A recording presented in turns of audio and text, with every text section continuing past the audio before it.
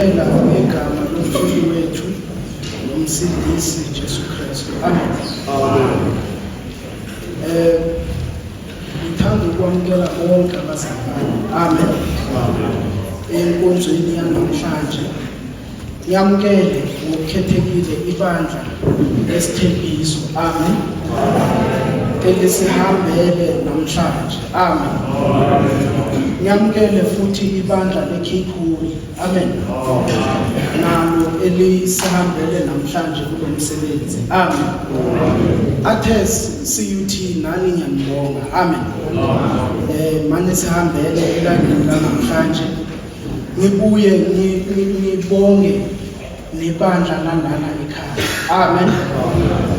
Cishe wonke ama-region nama-country are-represented namhlanje. Amen. Mawubheka phezulu ubona namabhishophu bamkhiphe cishe bonke. Amen. Ngithi ngalokho ngiyabonga abazalwane. Amen. Bonke abazalwane mabazizwe bamukelekile namhlanje. Akusiyiphutha ukuthi sibe lana sonke. Amen. Inkonzo yemvuselelo. Amen. Manje thina silaba abantu abathemba ukuthi umuntu onika imvuselelo ngiwani. Amen. uJesu phela unika imvuselelo. Amen. Masihlangana ngalendlela sithi inkonzo yemvuselelo asiboni ukukhonakala ukuthi siyenze uJesu engekho kule equation. Amen. Mawufuna ukuyibona lento hamba uyobheka makakhuluma nomfazi waseSamaria. Amen. uJohn 4 uthi kuye lo ophuza kulawa amanzi enginika angeke aphinda. Amen. Le phati yokuqala yokuvuseleleka. Amen. Yile yokuthi makube nento efaka uJesu. Amen. Then kuthi yena lento efaka kuye amanzi ozothi mawaphuzile ungasawomi. Amen. Then uyabona ukuthi umuntu onje unemvuselelo. Amen. Part 2 mawufunda kuJohn 7 uthi yena edition kule lo ophuza kuwo lamanzi akayi kuyoma futhi kodwa makukuthi ukholwa kuye ukholwa kuJesu ngaphakathi kwakhe kuzoba namanzi. Amen. Lawa amanzi azoflowa kunaphakathi angapheli. Amen. Then le part 2 yemvuselelo uqala ngokuvuseleleka wena ngokuthi kunento kumele uyithole kuJesu ene leyo nto ibizwa amanzi othi mawaphuza ungasawomi. Amen. Yesibili ukuthi kumele ukholwe kuye okunika amanzi. Lento yenza ukuthi uvuseleleke wena futhi ukhona ukuvuselela abanye ngoba lamanzi azobaphuma phakathi kwabo. Then le part yiyo esizoyenza namhlanje. Amen. Sisenkonzweni imvuselelo. Then le part le ngithi mina yiyo esizoyenza namhlanje. And then angiboni kukhonakala ukuthi siyenze uJesu angekho part yale equation. Amen. Amen. So bazalwane bengafuna ukuthatha 20 minutes.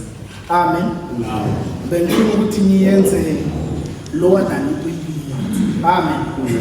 Kodwa enye into engifuna ukuvuselela abazalwane ngayo umbhalo. Amen. Siyafunda ukuthi umbhalo uyakhona ukufunda kuma situation. Amen. Ngicela ukufundayo angifundele net one verse and then ngayo le verse ngiyamukele bonke abantu abakhona namhlanje.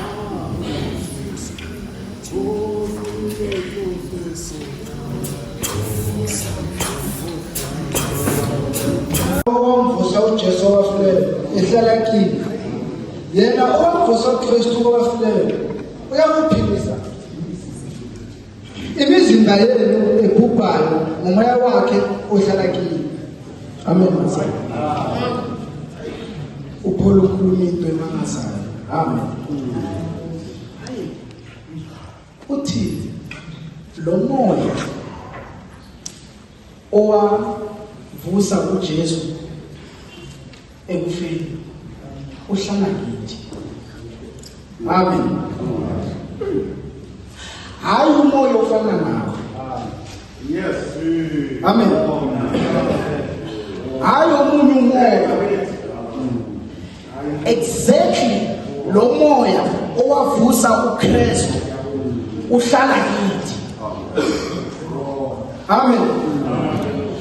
Ona lo moya owaqeda ukufa. Ona lo moya owavulilije. Ona lo moya owavusa uKristu uhlala kithi. Amen. Ufuna sizwisise lana bazalwane ukuthi the same spirit. Amen. The exact same spirit esavusa uJesu siyahlala kithi. Amen. Manje lento ikhuluma izinto ezithu. Amen. Ikhuluma into enzeka manje ngoba lo moya mawuhlelo yasebenza, yabo. Amen. Awumelanga isikhathi esithize ukuthi uzosebenza ngaleso sikhathi. Namanje usasebenza. So lento ithi kunezinto ezithu ezenzwa yilo moya. Kunento eyenzwa yilo moya manje namhlanje. Kunento ezoyenza yilo moya phambili emzimbeni omusha. Amen.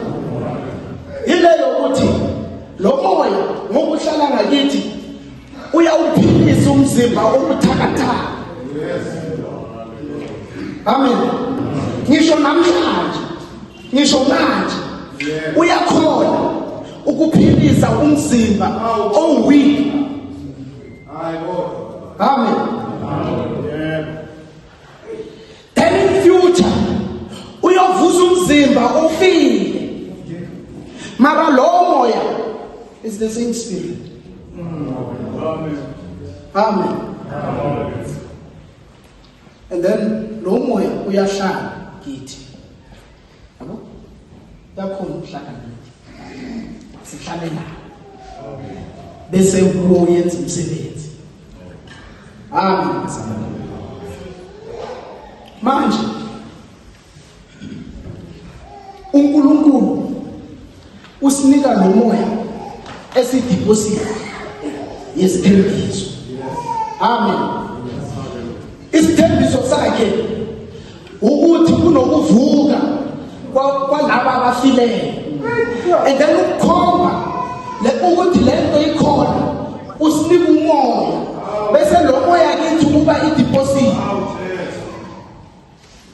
Manje into encane engiyikhuluma labazalwane ngithe ngeke ngithathe isikhathi.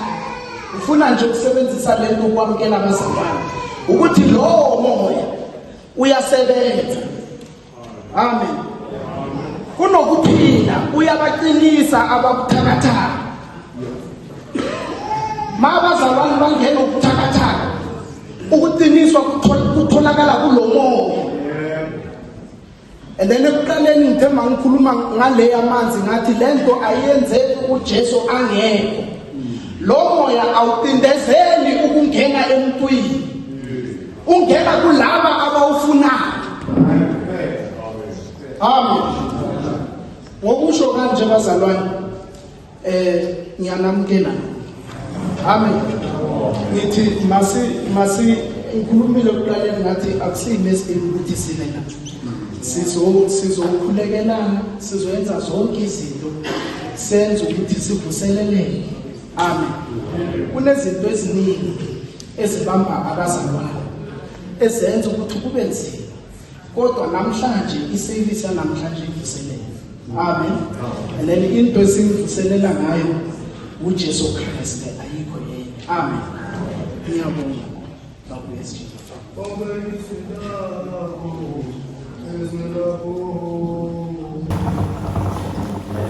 ukuthula kube nabantu. Nami ngiyabingelela ngegama likaJesu. Amen. uNkulunkulu uyise wenkosi yethu uJesu ukuthi nathi sikwazi ukuthi sihlangane nabazalwane. Amen. Nami ngali 20 minutes yenza ukuthi ibe yi-20 minutes. Amen. Nami ngiyasho ukuthi ngiyababingelela bonke abaholi, ngibingelele abomama bonke, ngibingelela abobaba bonke ngebandla lonke. Amen. Ngibingelela nonke ngegama lenkosi yethu uJesu Kristu oyinkosi yethu nomsindisi wethu. Amen. Nami angina amazwi amaningi ngoba nge-20 minutes awukwazi ukuba namazwi amaningi. Amen. Uthi apostoli uma ebhala uthi ungcono abe namazwi awu-5 azwakalayo kunokuthi akhulume 10,000 lamazwi. Amen. Manje nami lamazwi enginawo angiboni ukuthi azoba maningi. Amen. Inkulumo engiyithola la ithi abantu bafanele ukuthi babhekane. Amen. Ithi inkulumo sibe ngabantu ababhekanayo. Inkulumo esencwadini yabaHeberu ithi masiqaphelane ukuze kuvuswe uthando nemisebenzi emihle. Amen. Amen. Ukuqaphelana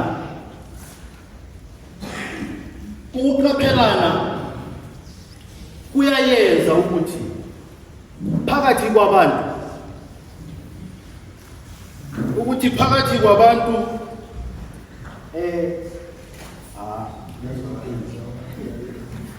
sorry bazalwane.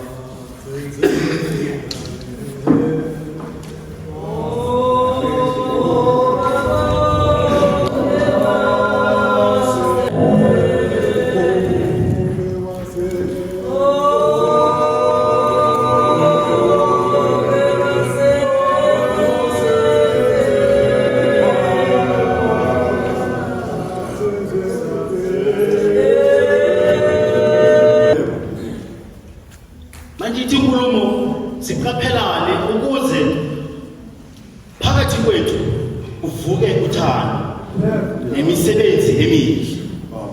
Amen.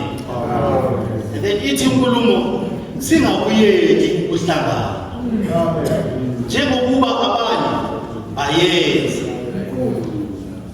Amen. Ukuthula kube nabantu.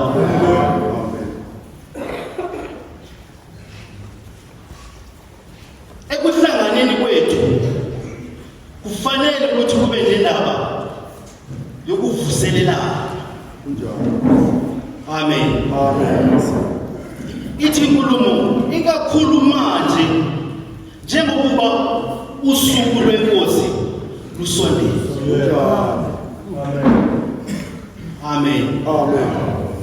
Ukuthula kube nabantu. Manje nami ngiyabona ukuthi kubalulekile ukuthi sibe nenkonzo enjengale. Sikwazi ukuthi phakathi kwethu kuvuke uthando, kuvuke imisebenzi emihle. Sibe ngabantu abavuselelwayo. Amen. Ngoba usuku lwenkosi yethu uJesu lusondele. Amen. Asikwazi ukuphika indaba ukuthi usuku lwenkosi lusondele ngoba uJesu washo ukuthi abantu makaphenduke. Amen. Ukuthula kube nabantu. manje la ngifuna ukufunda khona encwadini yokuqala eBakuranti chapter 14 sizoqala ku verse 26 sibone ukuthi uma sihlangana njengokuba ithi inkulumo singakuyeki lokuhlangana sifanele ukuthi senze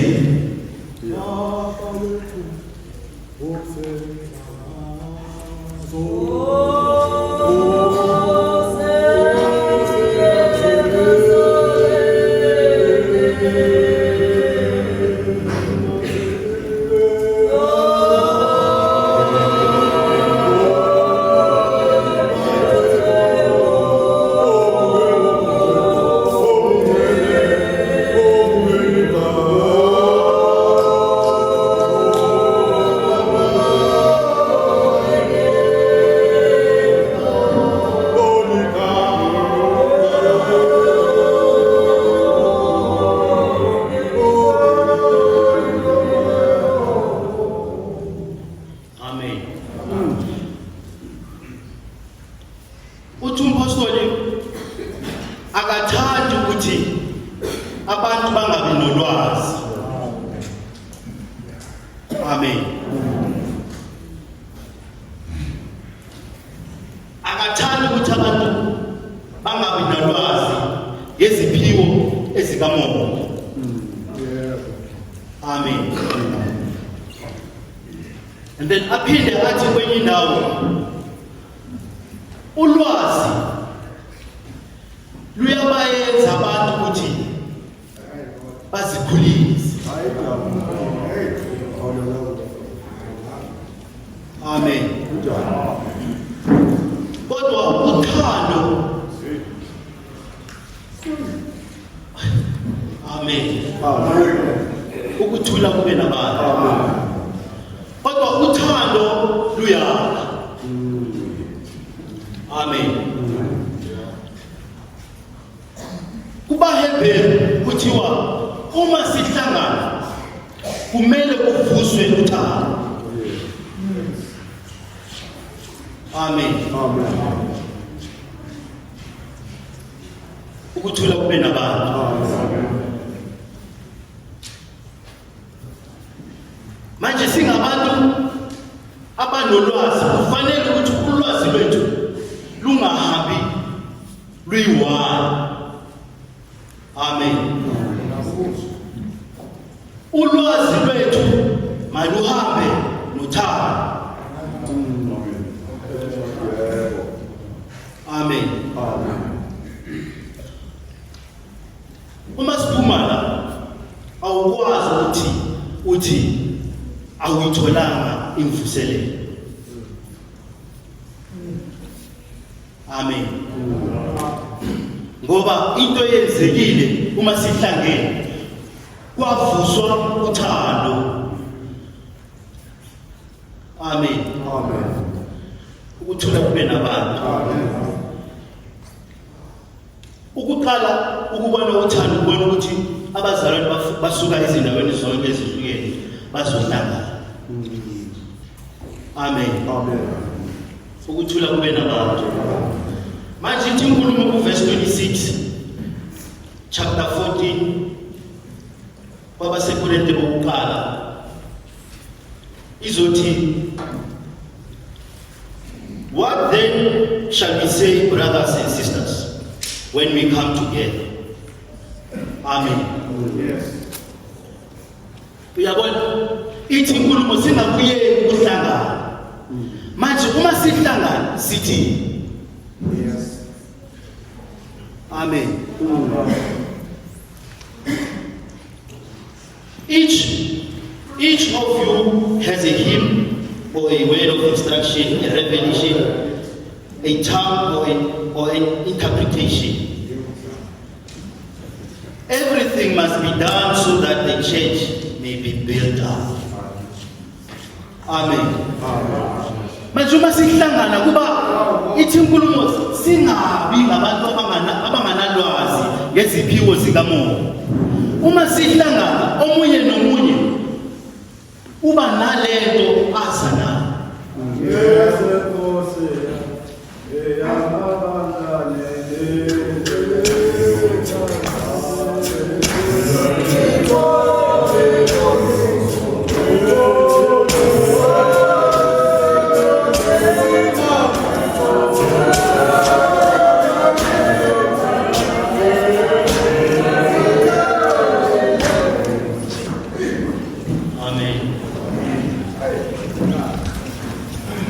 manje ekuhlanganeni kwethu kufanele ukuthi kube nezinto ezenzekayo ukuze kuvuswe uthando sibe ngabantu ababalale inkonzo yemvuselelo. Amen. Manje uma sihlangene sonke siza neziphiwo zethu ezihlukene.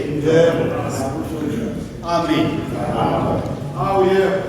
Ulwazi ngaleziphiwo uthi umpostoli zonke zibuya kumoya oyiwani. Amen. Zonke zibuya kumoya oyiwani. Manje asikwazi ukuthi zishayisane. Amen. Uma singazithola kunenkonzo ukuthi lezi phiwo ziyashayisana, kusho ukuthi thina kukhona into esingayenzi kahle. Amen. Ngoba lezi phiwo izethu. Amen. Ithi inkulumo zonke izinto ezenziwayo kumele zenziwe ukuze kwakheke ibandla. Amen. Amen. If anyone speaks in a tongue, 2 or at most 3 should speak, 1 at a time, and someone must interpret.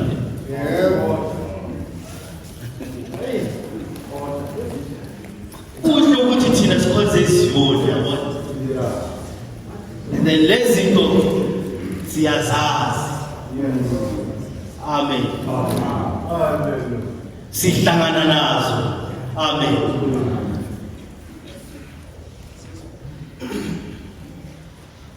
Uthi uma kukhona abakhuluma ngezilimi akube ababili abakhulumayo. Uma singathi sidlulile at least 3. Amen. Oh yes.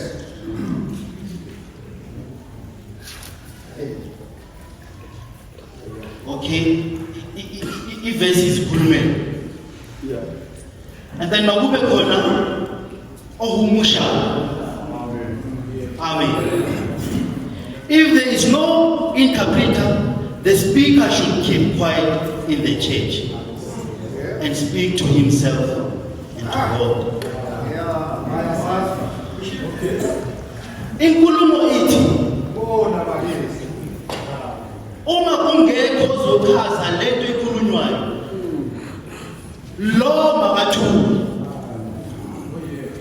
Asikuthulisi thina yabona.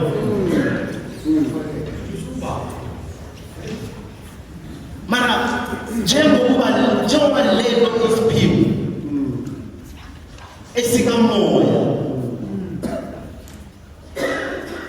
akubizima ukuthi lento ithuba.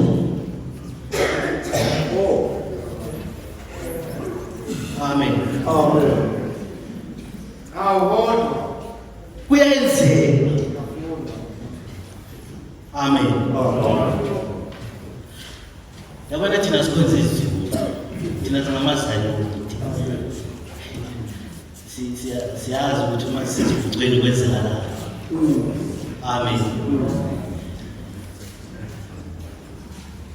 2 or 3 prophets should speak, and the others should weigh carefully what is said. Amen. Abanye asikwazi ngoba lezi phiwo kufanele ukuthi zakhe ibandla.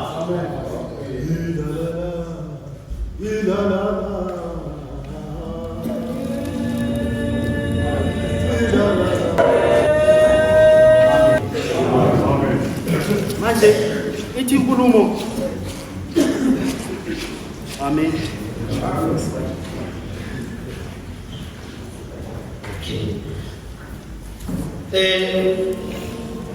Makube khona ababili noma abathathu abakhulumayo.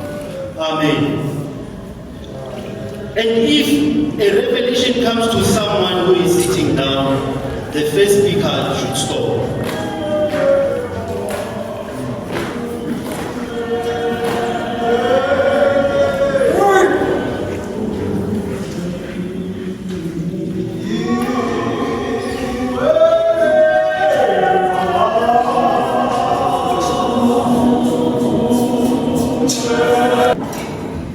Amen.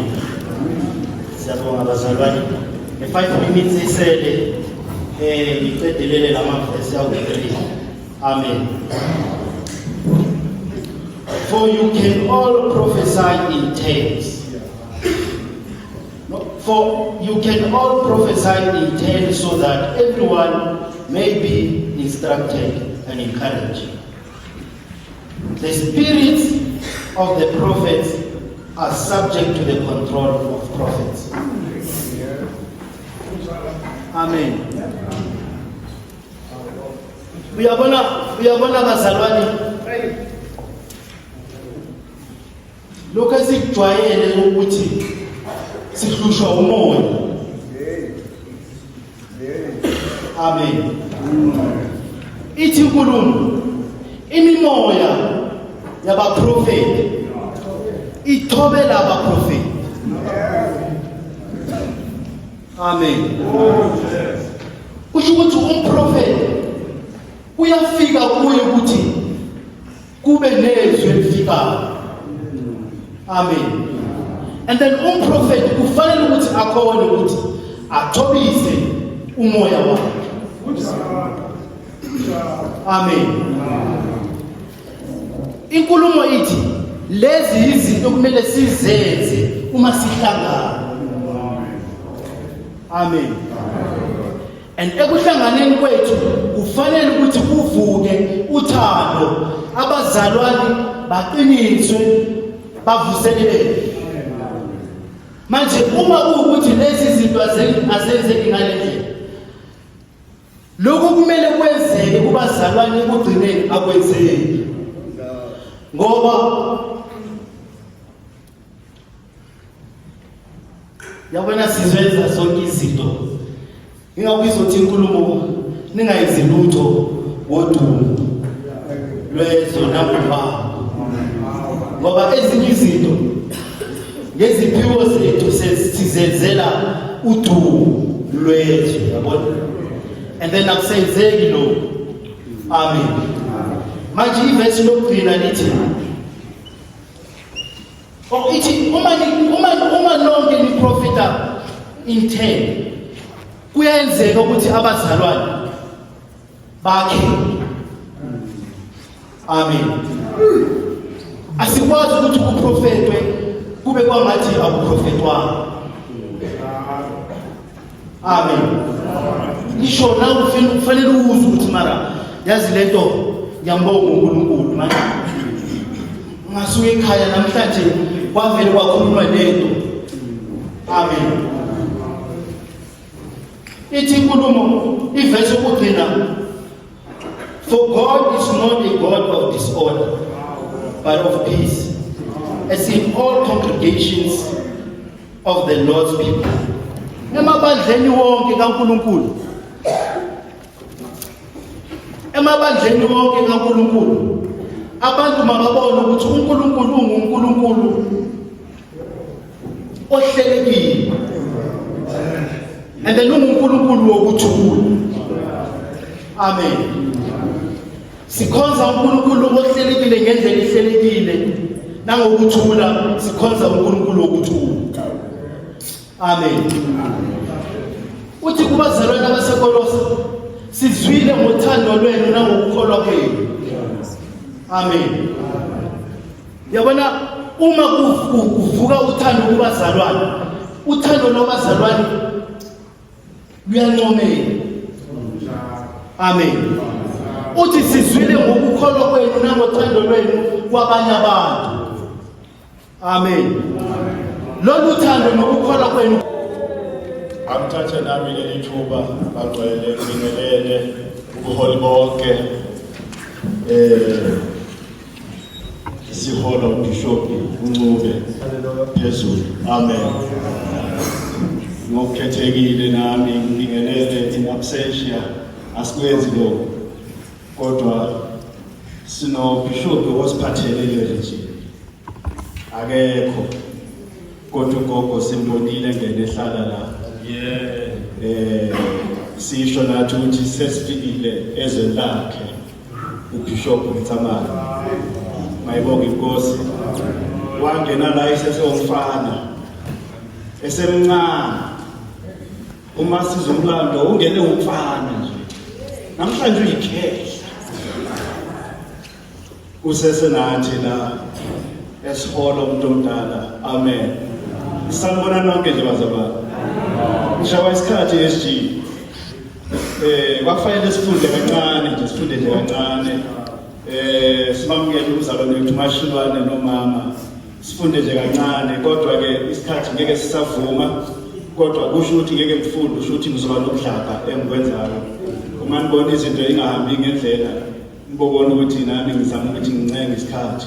Kodwa kunencwadi mfundisi usithole oyithintile la. Ngifuna ukuqala nje ngayo ngibambe 2 yamavesi wona lawo abambile incwadi kaMathewu ingabe nisahlabelela nizohlabela amangivule ezinye. Mathewu 28 last 2 yamavesi. Ngoba kahle indaba yethu njengebandla iqala la.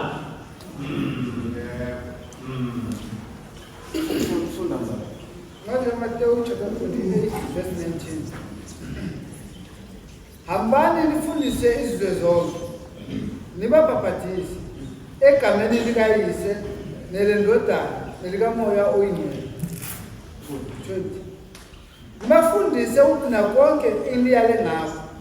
Bekani, nginani izinsuku zonke kuze kube sekuphileni kwezwe. Amen. La bazalwane uJesu seyanyuka. uJesu umsebenzi awuthwala ubaba uphelile. La uJesu uyanyuka. Ubuyela ezulwini la qhamuka khona. Lithi iBhayibheli wayesethatha 11 yabafundi. Ngoba unumber 12 usefile. Sokusele 11 yabafundi. Uthi ke uJesu kule 11. Hambani niye ezizweni zonke. Hambani niye ezizweni zonke. Nenze abantu abafundi bami. Hambani niye ezizweni zonke. Nifike nenze abantu babe ngabafundi bami. Ozokholwa yini nimbaphathise. Ngifundela Mashilwane ngiyazi ukuthi inceku yenkosi.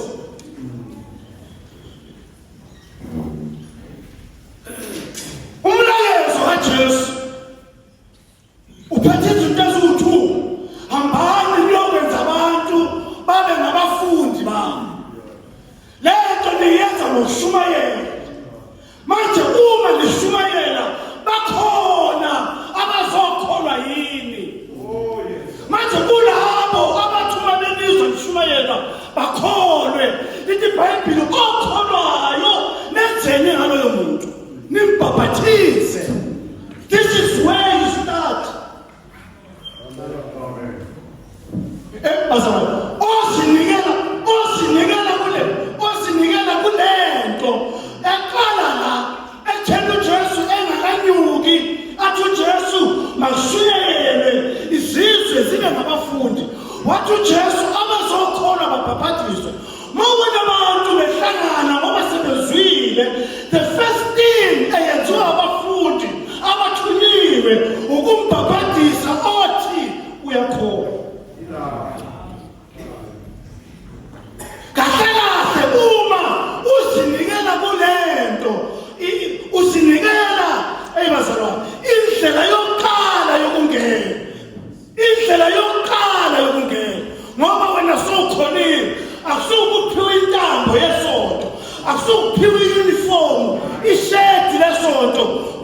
uye emanzini. Uma nje ungathi wena uyakholwa yilento okufanele kwenzeke kuwe, usaqala nje uqala uye emanzini. Ozinikela kulento uqala emanzini ngoba manje sowuzoba umfundi kaJesu. Sowuqala uhambo lokuba umfundi kaJesu. Ibazama. Hallelujah. Ngoba la ubhaphathizwe lithi iBhayibheli sithola unembezo omusha. Hey, you see the importance yamanzi ukuthi uguqule unembeza wakho sowuzokwazi ukufundiseka. Uzowubona ulandela amakholwayo kodwa ulandela ngonembeza ongaguquliwe. Ngoba ukuguqula kukanembeza kutholakala emanzini. Uma uthi sewuyakholwa, the first thing amanzi. Lento siyishumayela noma uza kithi uqhamba kwelinye bandla. Bese sithi kuba mashwele sowudlulile yini emanzini. Amen. Uma uzabanathi sengidlulile emanzini, sithi wabhaphathizwa wonjani. Ngoba ukwazi ukufakwa isangoma emanzini, ufike sithi thina asongenile. Awukwazi ukufakwa isidakwa, bese mawufika lapho uthi wena hayi songenile. Wafakwa wonjani. Abanye kufanele uma beza sibaphinde. Ngoba kahle khani beqala ubhaphathiso. Noma emanzini bebuya khona. Kodwa ubhaphathiso bukhani bewuqala. Athola unembezo omusha. Isikhathi asifuki. Angidlule kule ncwadi. Hebrew 12.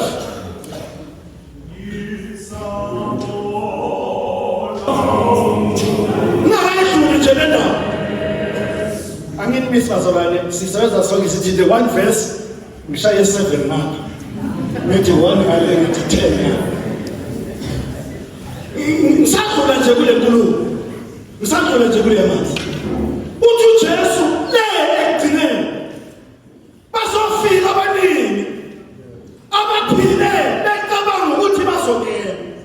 Bamangale ngalolo suku uma ethi uJesu angenazi. Ngoba kahle awuvulanga lapha uJesu abakholayo baqala khona. 18. Incwadi kaMateyu chapter 12 verse 18.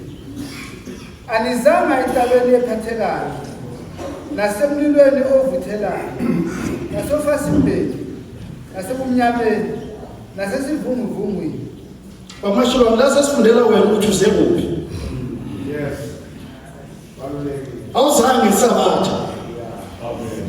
Silungisa lenkulumo nje. Silungisa nje lenkulumo. Kune membership nje sipha yona ngoba uyobelonga to a branch. Kuleyo branch there's a name of the church. Njalo njalo. Kodwa kule ncwadi siphiwe ukuthi size kuphi. Amen. La siyalungiswa ukuthi njengoba sibuthele sina namhlanje si-edela 2 thina sonke size kuphi. Athu 18 kumaHebrew 12 anizanga entabeni ephathekayo ngoba uNkulunkulu wake wabiza abantu beza uNkulunkulu bebiziwe uye. Kodwa indawo la umhlangano noNkulunkulu owakade ukhona ethi iBhayibheli intaba ephathekayo.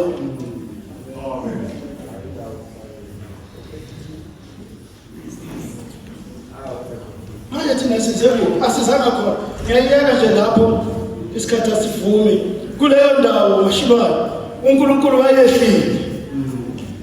Omdala weyinsuku wayehla wathi mayehla uNkulunkulu intaba uNkulunkulu wehlela entabeni.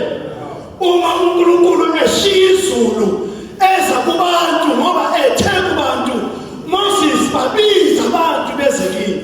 uMoses wahamba wayebabiza abantu uNkulunkulu wabakhomba ukuthi bese kuye kuphi. uNkulunkulu wakhomba intaba abantu beza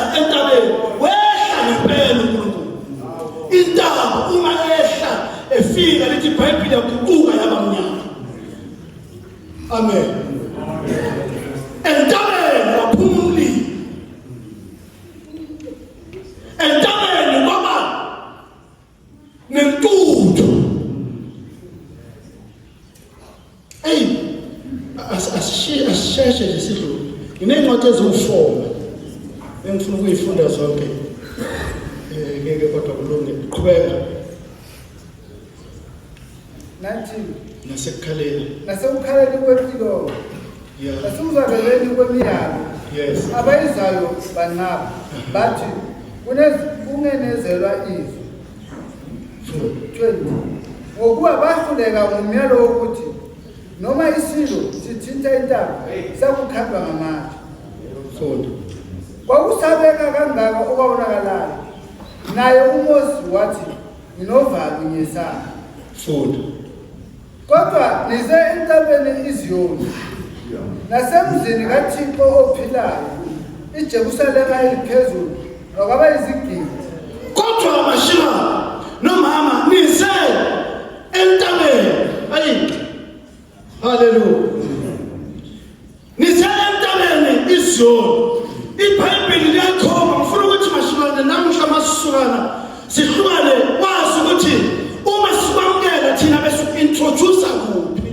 as a member haleluya ngoba uthi umbhalo kodwa nise entabeni iZiyoni iJerusalema eliphezulu umuzi kaThixo nakho la esize khona asizanga esabatha nathi sathi masifika sahlala nje bafunda incwadi ethi katsheni awusinikeli kithi nami bafunda leyo ukuthi angisinikeli kubo kodwa laba ngi-introduce khona intaba esezulwini haleluya elithi iBhayibheli iJerusalema eliphezulu umuzi kaThixo kunani kulo muzi funda 23 umhlangano wezingilosi nasebandleni lamazibulo abaliweyo ezulwini nakumahluleli uThixo bonke nakuyo imoya yabalungileyo abapheleleyo la uzakhona lithi iBhayibheli kumhlangano wezingilosi la uzakhona kodwa lokhu akusho mashilana ukuthi sukuze lelilanga bawuthandaza ubizo uGabriyeli ngoba uzela ugcele khona ingilosi sukuze masikhuleka ubizo uMikhayeli eyibazibani ngoba siyabezwa abantu sithi sigugile sithandaza bebizwa uMikhayeli bebizwa uGabriyeli vele bakhona ngokuthi iBhayibheli umhlangano wezingilosi sikhonzile nje sigcwele ingilosi nasezulwini esingamamemba kanye nathi ngoba thina sisekulowo mhlangano wasezulwini la khona igidigidi zezingilosi haleluya la khona ingilosi eziyisigidigidi elithi iBhayibheli zadalelwa ukuba yizikhonzi amen la ungena khona ebumnyameni ngena ngesibindi wazi ukuthi khona okuhamba nawe haleluya ahambe wetufunda 24 nakuJesu umlamuli wesivumelwano esisha nasegazini lokufafaza elikhuluma okuhle kunelika Abel okukhulu osekukho uJesu umlamuleli wesivumelwano esisha amen nangu omkhulu osekuye elithi iBhayibheli uJesu umlamuleli wesivumelwano esisha nasegazini amen elikhuluma okuhle igazi elifafazayo sizelapho sisegazini esithuma sithola lona besizono ziyagezwa oza la uza egazini